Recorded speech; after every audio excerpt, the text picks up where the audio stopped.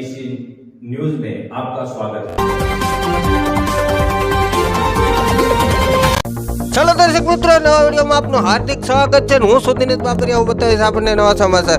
આજ રોજ તારીખ 15/6/2024 ના રોજ ભાવનગર જિલ્લાના ગારિયાધાર તાલુકામાં અને આજુબાજુના ગામડાઓમાં ચોમાસાની ઋતુ શરૂઆત સાથે જોરદાર પવન ફૂંકાયો હતો। સાથે સાથે અતિ ભારે વરસાદ પડ્યો હતો અને વરસાદને લઈને અચાનક વાતાવરણનો પલટો થયો હતો અને વીજગાજ સાથે કડાકા ભડાકા પણ થયા હતા અને ગારિયાધારમાં ધોધમાર વરસાદ ખાબક્યો હતો અને ગારિયાધારની બજારોમાં પાણી કરી દીધા હતા। ત્યારે ખેડૂતોની ખુશીઓમાં લાગણી જોવા મળી હતી અને લોકોમાં વિશ્વાસ જાગ્યો હતો કે હવે 100% 11 પહેલા જ વાવણીના એંધાણ પાકા અને લોકોમાં ભયંકર ગરમીથી છુટકારો થયો હતો અને ઠંડકની રાહત મળી હતી।